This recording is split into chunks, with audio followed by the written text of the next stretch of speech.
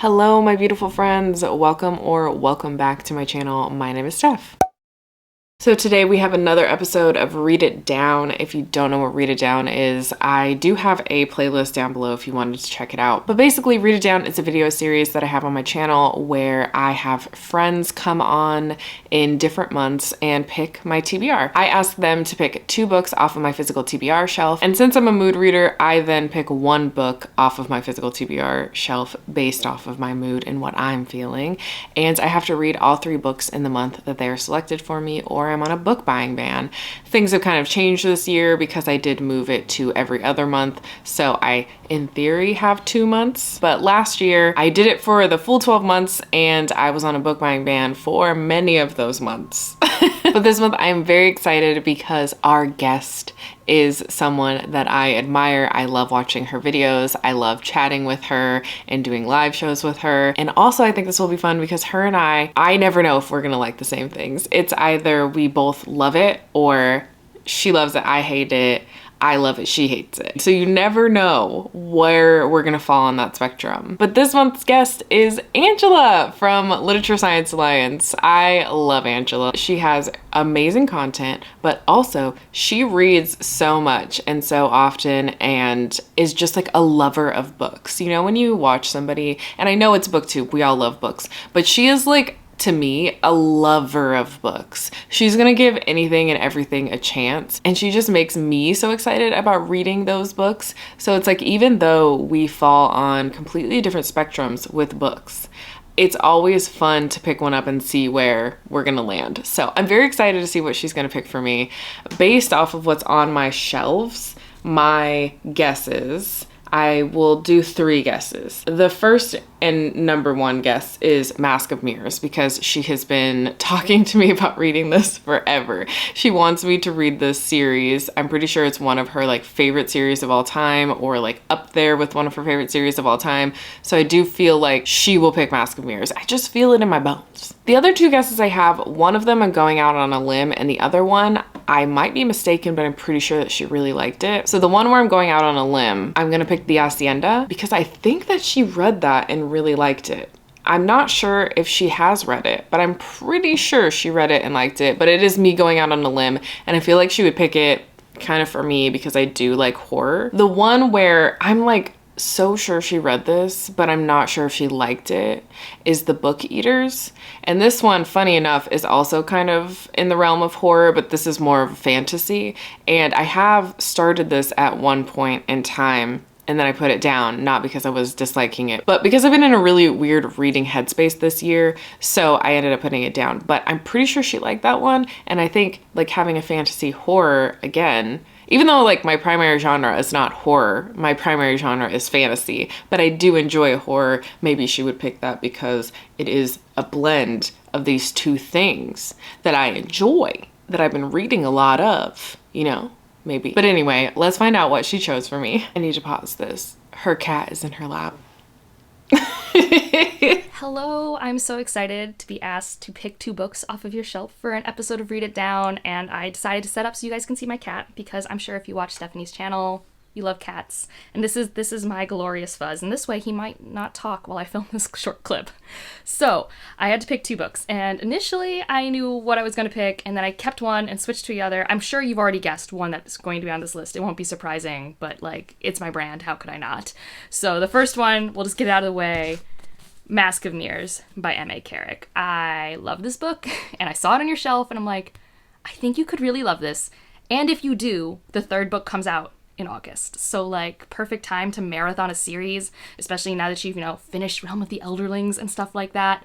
This is so good, and so good to marathon because it's pretty intricate. Like, hopefully you're in a good headspace for intricate, high epic fantasy, but it's also like character interaction driven, which I know we both really love in our stories. We have some found family. We have Ren, who's a con artist similar to Nari and Davabad, which I know you love. It's Venetian inspired. It's got this really fun who is the rook kind of character. It's very Batman, Catwoman. So I'm hoping it's a writing style that really vibes with you. It's a 2-author team, and I think the way that they craft their plots is really fascinating based off that, because they both have to agree, wait, does that make sense? There are 2 magic systems. Like, the culture, it's so good. It's so good. So if you vibe with it, I hope that you will continue on and finish the series this summer. So potentially we could buddy read the end of it. But you did say for picking this list, I could pick a potential buddy read. And that's where I switched, because I was originally going to pick Siren Queen, because I really like that, and I think you might have a really good time with it, although I cannot remember if you've read Nevo's other novel. I feel like I've heard you read her novellas, but I don't think Siren Queen is very comparable to Nevo's novellas. So regardless, I didn't pick that. I picked Freshwater by Kweki Mezi, because this has been on my TBR since like 2020, since I read Pet. And I've been wanting to read it, and I think I'm only going to read it at this point if I make it an obligation read for myself. So I'm going to use this opportunity to put it on both of our TBRs. And I think it'll be great for a buddy read because it's got a lot of heavy topics. And so I think maybe talking through that will make it easier, hopefully. I don't know. It's also been a very intimidating book for me, but it's at least shorter than The Mask of Mirrors. And so, yeah, these are my options. This is my cat. And I look forward to watching this video. Mask of Mirrors. What did I tell you? For whatever reason, I cannot find Freshwater, so I probably took it off my shelf and brought it downstairs because I make little piles. I make piles of books for videos that I'm like planning, so this is perfect because I was probably trying to put it in a video. But I have Mask of Mirrors here, and this is pretty thick. Let's see how many pages it is. So it's 630 pages long, which is a big boy. But I'm excited about this one. It has been on my shelf for a while. I'm pretty sure Tammy and Angela were the ones who put it on my shelf. Like they were the ones who, as in they were the ones who made me interested in the series, and I went out and bought it. And I bought the first two. I bought the two because I thought it was a duology, and then I found out it was going to be a trilogy. So, and then Freshwater. Okay, I've read pretty much everything by Kweki Mezi except for Pet and the prequel to Pet, which I'm forgetting the name of right now. But I haven't read those two, but I've read pretty much everything else by them. And for the most part, I've enjoyed everything that I've read, but this one I'm so intimidated by, and I don't really know why. I think it's because of the reviews that I've seen. It's also a debut, so I'm curious how different it'll be from all of their other work that I've read. And I think just like Angela said, I've kind of been avoiding it because of all of the heavy topics that I know are in it. There's a lot of triggers for this book. I'm glad we're going to be buddy reading. And as you know, I have a mood read. I don't really know what my mood read is going to be. I'm going to be honest with you. I was thinking it might be fun to either do Ruin of Kings or Velocity Weapon. So Ruin of Kings is because Angela just recently put out a video about the whole quartet, which I think is called The Chorus of Dragons. And that quartet, I believe, is finished. She just put a video out about it. Again, I'll link everything, her channel, these videos that I've mentioned, all down below so that you can follow Angela, and you should follow Angela. But yeah, she just put that video out, and it made me very excited because I got an arc of Ruin of Kings a long time ago, obviously when it was coming out, and now there's 4 books out, so that was a while ago. Because I know I don't talk about it very often on here, but I'm a librarian, so I do get arcs from my job so that we can read them and see if we're gonna put them in the collection, and that was in there, and I snatched it really fast. And I've just heard like such mixed things about the writing, but when Angela put her video out again, because she's so excited about reading in books, it made me so excited. So I was thinking about reading that one or Velocity Weapon, because that is actually her Patreon buddy read series right now. And I don't always vibe with sci-fi, but the things I've heard about this sci-fi make me think that I'll actually really like it. So those are the two that I'm thinking for my mood read. But again, it's a mood read, so it may change. It's subject to change. Hello. So I'm actually cleaning the house and putting some laundry away. I have a bunch of laundry on my bed right now that I need to finish putting away. And I've been listening to Freshwater, but I'm so excited because tomorrow, Erin comes in. Erin from Booked and Busy. We are besties. She's one of my favorite people on the internet. And she's coming to visit me for like, I think it's 4 days. And I have so many little plans for us. But also, I can't wait to show her all of the bookstores ever. All the bookstores ever. I genuinely think we are going to have so much fun. So you will be seeing that soon. You'll be seeing her here soon. But all that being said, I have started Freshwater, which I am buddy reading with Angela.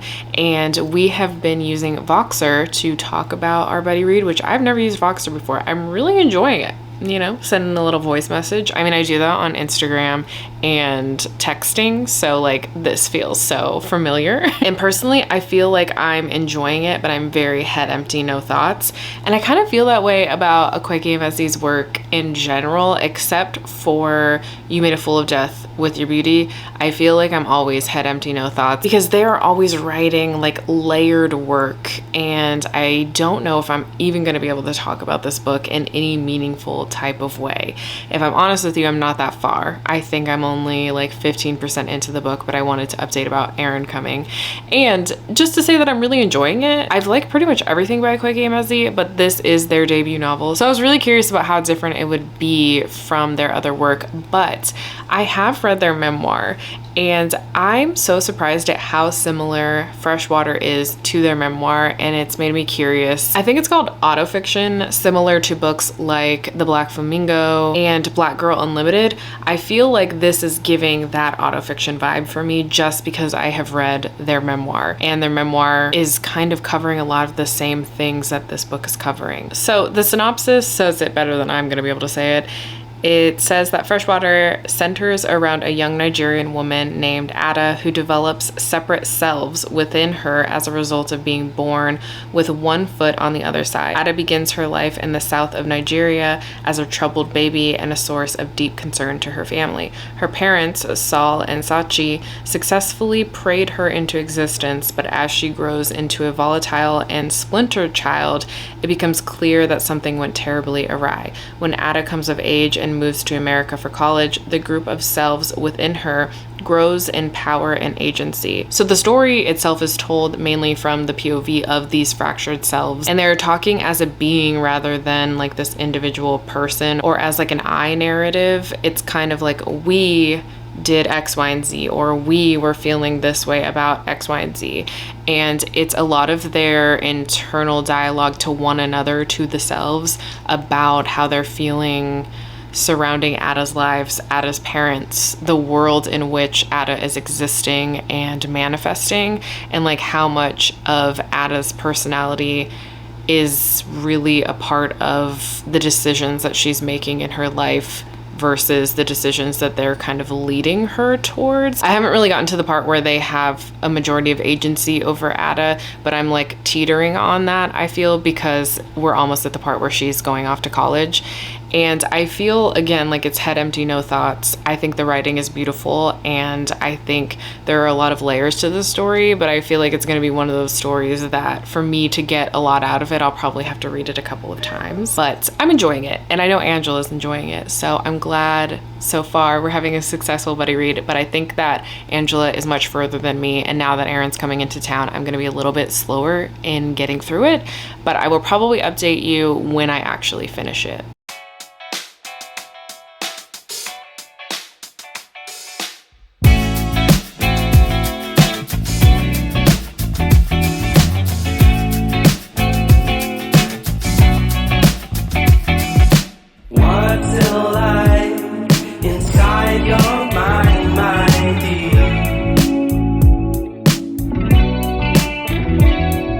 And do you find it terrifying?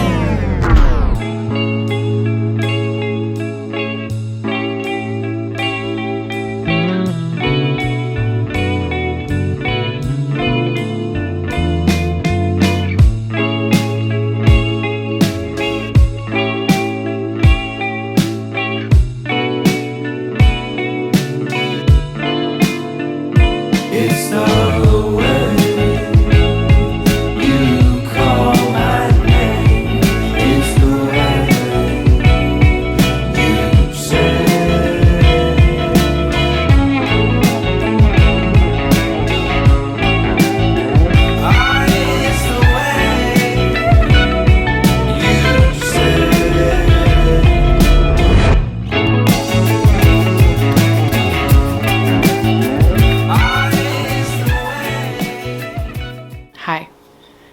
I've already put a pumpkin out. I mean, I have Halloween decorations that kind of live in my house all year long, but I put a pumpkin out. I also have a pumpkin garland that I put on my fireplace. But you know, the holiday spirit, the Halloween spirit, if you will, has hit me. So we've got a pumpkin. So Erin left a while ago. It was such a great trip. We went to so many different bookstores and we did a lot of just little things and hanging out and like relaxing together, and it was so nice. I can't wait until I can go and visit her, but I'm currently stuck in the midst of summer reading at the library, and that's been a whole thing. It's been a lot. It's been mentally very draining. I haven't really felt like sitting on camera and talking or editing myself. It's been very hard to want to look at myself on camera or even pick up a camera and talk about anything. So I did finish Freshwater a while ago, and I'm gonna try to give you my thoughts and feelings on it based on what I can remember. I do think that this will be a book that sticks with me for a while, but not necessarily all of the details of it, because again, like I said in my first update, I feel like it was really head empty, no thoughts, and not in a negative way, not in a like, that's what the book was giving. It was more of like, the book was giving so many layers and a lot of complexity that I feel like this is a book that would really benefit from rereads, you know? I think it's a book you should reread at points. And I definitely plan to do that at some other point in time and read it physically, because this time around I read it on audio. And speaking of, I cannot find my book anywhere. I cannot find it. I think I left it at work, and I'm just not sure which library I left it at, because I have a switch day where I work at a different branch for that day.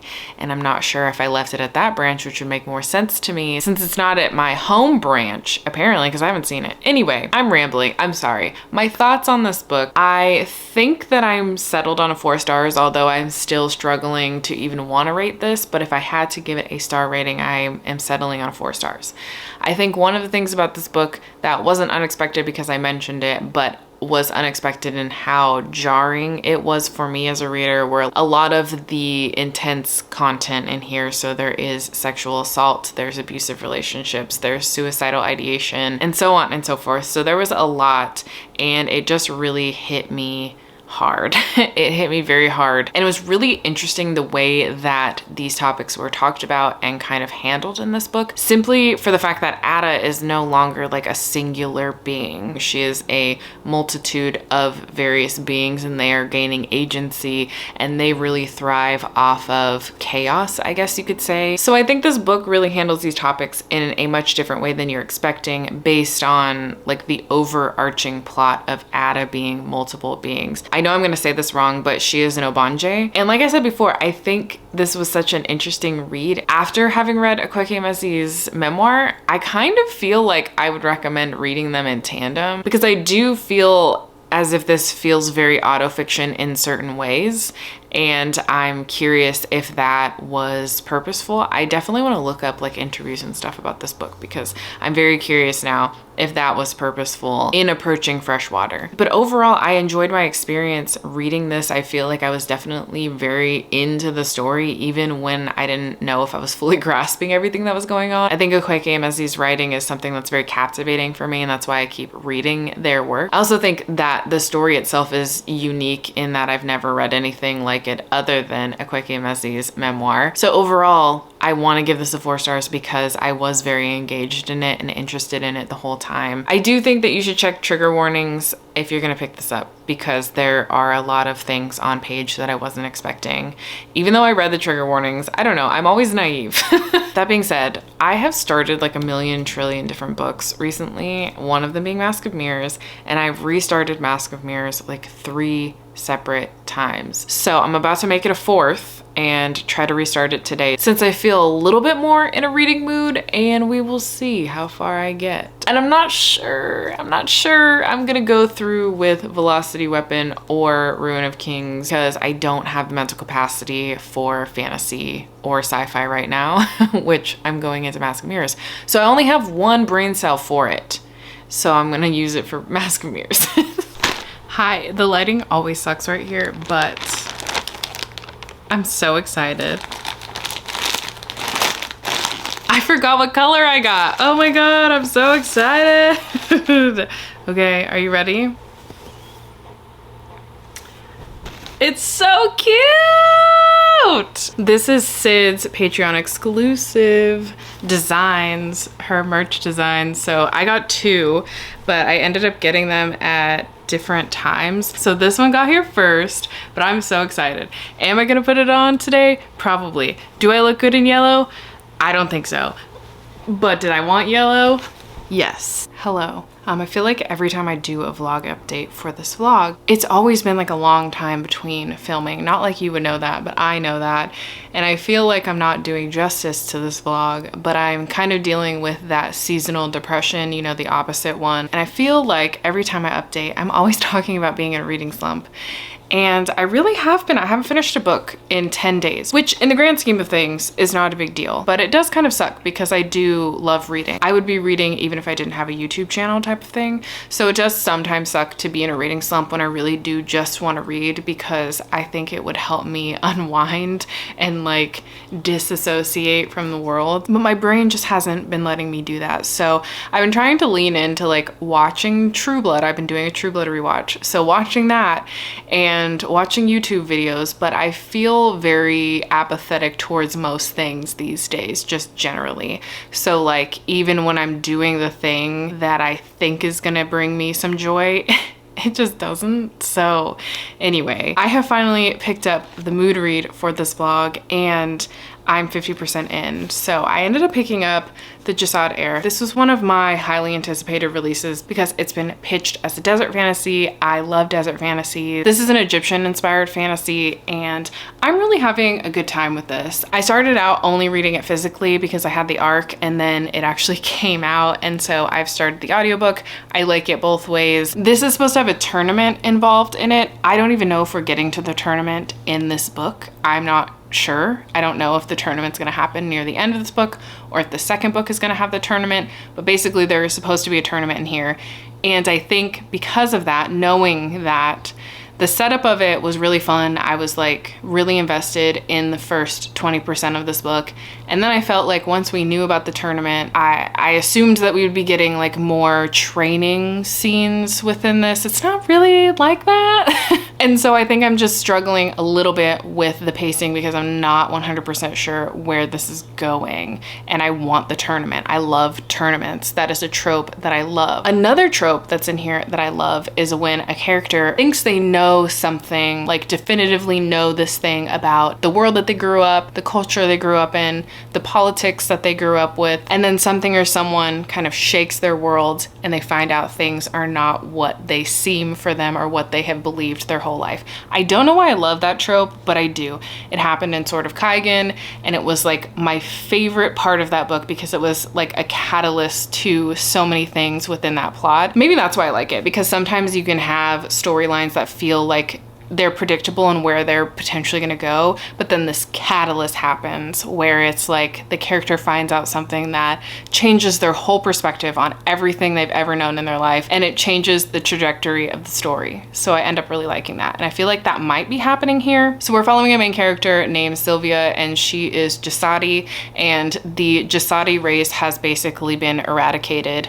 There are some that still exist in this world, but they're being hunted by a group called the Nizal, and the Nizal are trying to eradicate them and the magic that the Jasadis have. So there is a history in this world of different races of people having different types of magic, and eventually throughout history the Jasadi people were the only ones remaining with magic. Magic has been essentially eradicated, but obviously people like Sylvia still remain. But Sylvia is holding on to a secret about who she is, and she's also being hunted by various people because of her hidden identity. So when the Nizali heir, Erin, ends up tracking a rebel group of Jasadis into the town that Sylvia is living, she accidentally reveals her magic to him, and instead of trying to kill her or put her on trial for being a Jasadi, he wants to use her in this tournament of the champions. And she ends up taking this bargain with Erin. And I think that's where the idea that the enemies to lovers is gonna happen in here, but that's not like for sure, you know, it's not for sure that that's where this is going. But like I said before,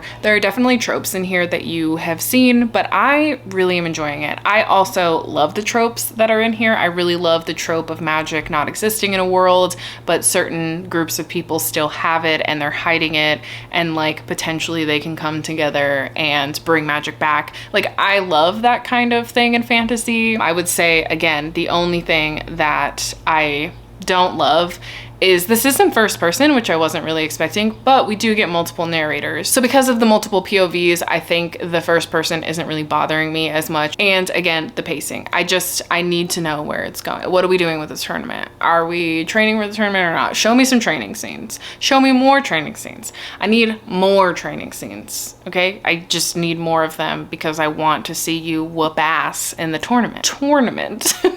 He said that so weird. I'm enjoying it. It's one of the few things recently that's been holding my attention, and while I'm getting through it slowly, I'm just glad that I'm getting through it, you know? So hopefully I won't be back in another month to give you an update. I'm so sorry, Angela. I'm so sorry. Hello, friends. Literally long time no talk. I know that you don't know that, but in reality, I don't know that I've given an update for like a month. And that's because I went into the weirdest reading slump, and then a few readathons happened that I wanted to take part in, like Summerween and my own readathon that I had on my Patreon. So I've been really behind on videos that I've been in the middle of, and I've paused so many different things. So we are getting back to it, and I finally picked up Mask of Mirrors. I'm 30% into it, and I will say I am enjoying it. I'm not disliking it. The 30% mark did reveal something interesting, like it brought something else into the story, and I'm curious where that's gonna go, what that's gonna lead to. I'm just nervous because I'm 30% in and I'm not really attached to many of the characters in here. I really like Vargo, and that's about it. But there's also sort of a side thing happening here that I don't want to talk too much about because it's really not in the synopsis, and I think that I think it's supposed to be something not shocking, but like a reveal. There's a lot of noble people who are maybe not who they say they are. Maybe they're not acting as they said that they were. So this is very much like nobility, high class, you know? And it's fine. I'm not as invested in it as I thought that I would be. I would go so far as to say that I'm just not captivated by any of the characters, and I'm not captivated by the plot of this. I think the idea in theory of a long con is interesting, but in execution so far, it hasn't been the most interesting plot for me. I don't know if it's the pacing, I don't know if it's the characters, I don't know if it's just the plot overall not having that much intrigue for me at the moment, but I would say that I'm having a fine time. I'm not having the most amazing time, but I'm hoping that once I get to the 50% mark, things will turn around, because I'm definitely not disliking it. I just am not as invested 30% in as I thought that I would be, especially because we've spent quite a bit of time with these characters, and I think I'm a little bit confused about where this book is going. Also very random, but we got a new couch, and I'm so happy. So I am living, laughing, loving on this new couch that we have here. But the living room is a complete disaster because we've had to rearrange so many things, and that's giving me a little bit of anxiety, but I'm trying to get past it.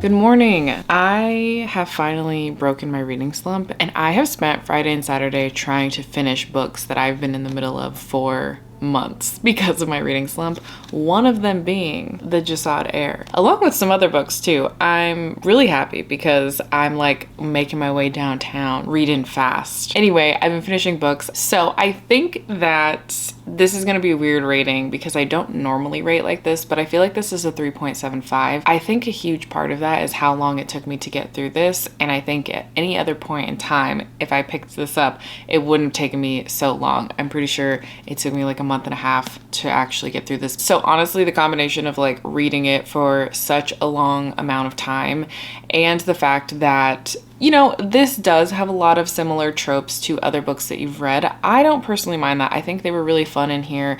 I think that the writing was very fun. There were just things that didn't work well for me that made this a little bit of a slower read. I think in the middle, I was expecting there to be a lot of training for this competition, and there really wasn't. Like, there wasn't too much of the competition aspect in general, so the training also was lacking. Like, there was a lot of repetitiveness about the fact of Sylvia's identity and where she came from and her family, and about the Jasad people and what had happened to them. And while that was all interesting, I think that in this length of a book, it was just very repetitive and oftentimes would take me out of the story. So I do think this was a decent debut, and I'm looking forward to what the rest of the series has in store. Like, I'm definitely going to move on with the rest of the series because I like the writing a lot and I really like the characters.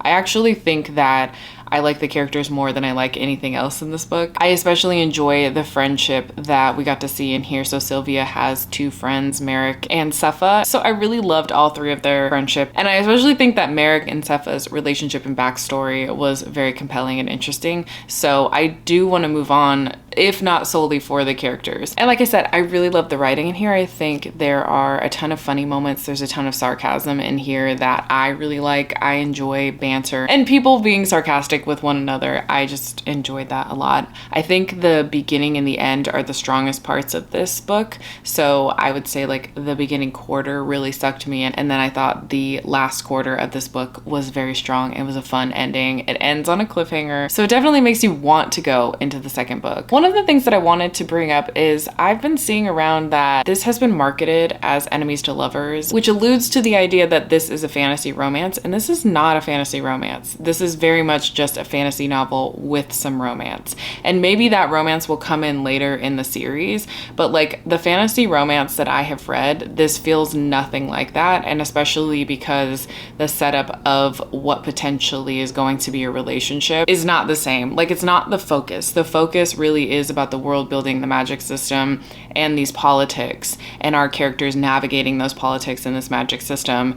And it's really not at all about this romance. Like, they have moments and it's alluding to the fact that something's being set up between them, but that is not the forefront. That is not the focus. So if you're going into this thinking it's a fantasy romance, I don't think you should do that. You will be severely disappointed. Yeah, but overall, this is a 3.75. I definitely think that this is the start to probably a very fun series, and I hope that it becomes something like The City of Brass for me, because also, like that series, the David Bode trilogy, I felt the first book was the weakest. So I'm excited. I really hope that this turns out to be a new favorite series. I feel like it has a lot of potential, and I think that regardless of how this series ends up panning out, I'm very curious about what else this author will do, because I really, really enjoy her writing a lot. Hey, I just showered and I'm cleaning my house, but I'm listening to Mask of Mirrors, and I had an update previous to this where I was saying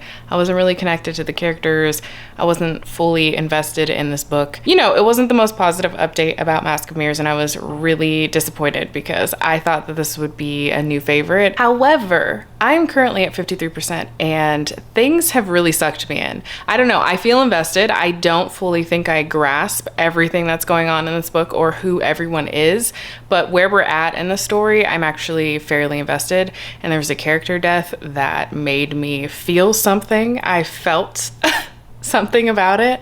So I guess I'm more invested in it than I thought. I also think that honestly, being in a really bad reading slump and kind of a depressive episode was coloring my reading and my enjoyment of things just generally, which I may have talked about at another point in time. I don't know, this vlog has been going on for so long. I'm so sorry, but we're back on track, and I think that I can have a redeeming moment with this book.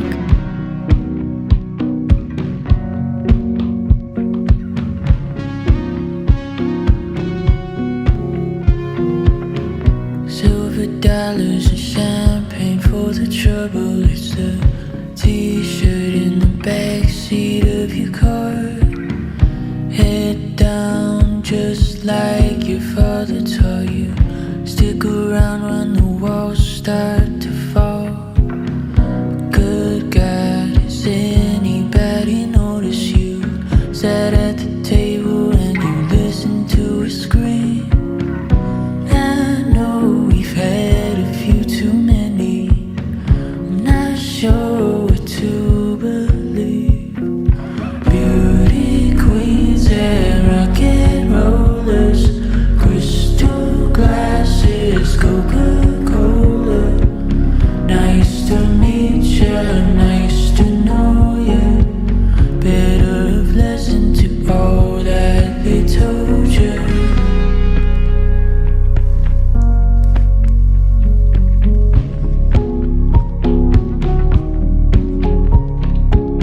They took notes and put you on a pedestal. I'm Simon, I'm on my knees. Why are you so quiet, darling? Don't you know what this all means? Beauty queens and rock and rollers, crystal glasses, Coca-Cola. Nice to meet ya, nice to know ya. Better listen to all that they told ya. To all that they told ya. All that they told you. Happy birthday to you. All that they told you. Happy birthday to break this. Happy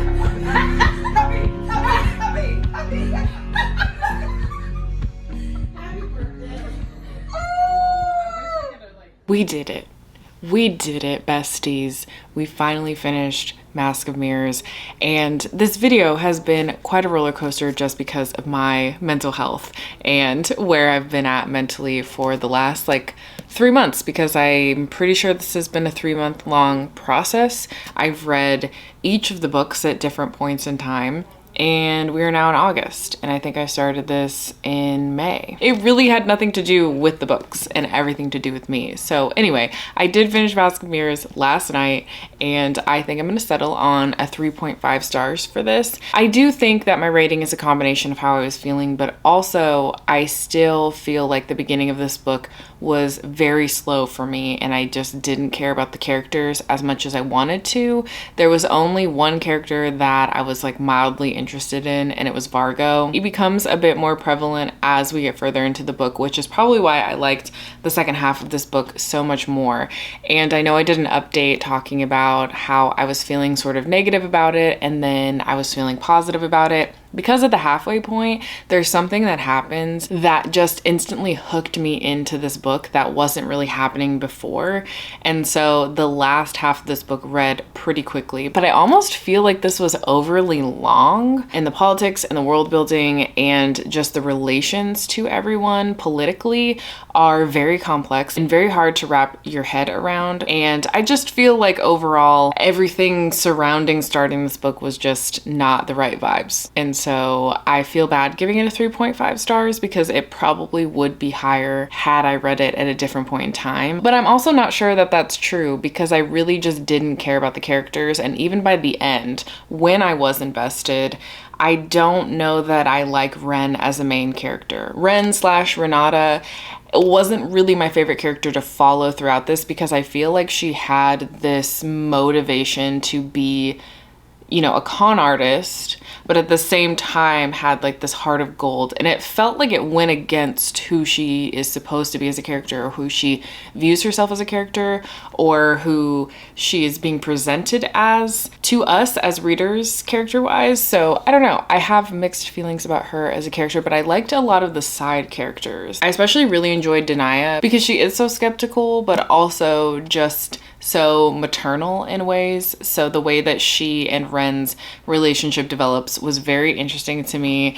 And I think in the end, the way that things are going, I'm curious how it will pan out. Like I said, I really loved Vargo a lot, and I think he's probably my favorite character of the book, besides the Rook, I guess, but we don't really know the Rook as a character. He's kind of this mysterious figure where we're trying to figure out who he is. And at different points throughout this book, I really liked Liato and Joena, who are technically Ren's cousins, but basically the premise of this book is that you have this main character, her name is Ren, but she's going by the name Renata because she is trying to take on this false identity so that she can trick her way into this noble house. She has relation of a sort to one of the noble families because she served under an estranged sister. So she is technically taking on the identity of this estranged sister's daughter.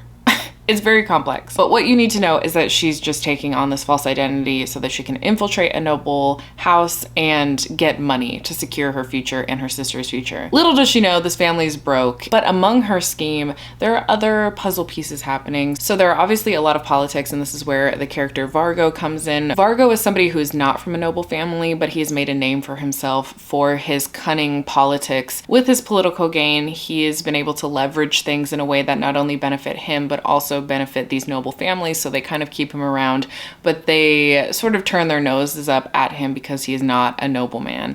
And as a matter of fact, I think a lot of people think he's a con artist, but he's really just trying to make a name for himself. And he comes into the picture because he's actually renting one of his homes to Ren and her sister, and he's quite suspicious of Ren in general. I think most of the people in this book are pretty suspicious of Ren except for Liato. Liato is absolutely not suspicious of Ren, but among the scheming and the politics, there is this underlying mystery that happens where these kids are going missing and then found dead. And so there is this mystery of like, what is going on with these kids? There's this mysterious character of the Rook who we're not sure if he is attached to this mystery or not, but he sort of plays a part in this book in a very vague way that ends up coming together in the end. And then the mystery about the children is a huge part of how this book ends and where I think the rest of the series is going. There's going to be 2 other books. So yeah, I mean, I gave this a 3.5. I did really enjoy the second half more than the first half. I just think it was a little too complicated at the time for me to wrap my head around. So I do think that I'm gonna wait a little while to come back to the series, and I may potentially reread it before I go into the second book. I don't know. I'm gonna give the second book a chance. I own it, and I'll see if I end up finishing the series. That being said, my camera is about to die, so hopefully I can get through this, but I did want to announce that I'm gonna be taking a little bit of a break from Read It Down for the rest of the year, just because, you know, my mental health has been really bad this year, and I feel like I don't want to run into another situation where I'm taking months and months and months to get through a video, especially somebody giving me their time to send me a video when I'm supposed to read these books. So I am taking a break from Read It Down. I'll give you the ranking currently. It's kind of meaningless right now. I'm still going to be doing Love It or List It for the time being. Again, I've fallen behind on that as well. So I just wanted to make that quick announcement, but I also wanted to give the biggest thank you to Angela. I appreciate you so much, and I'm so glad that you picked these books for me. I don't know when I would have picked them up. Go check out Angela's channel. I'll have all of her information linked down below. But otherwise, thank you for sticking with me through this journey if you made it to the end. And if you'd like to put a mask emoji in the comments below to let me know that you were here, feel free to do that. Otherwise, I will talk to you next time. Bye!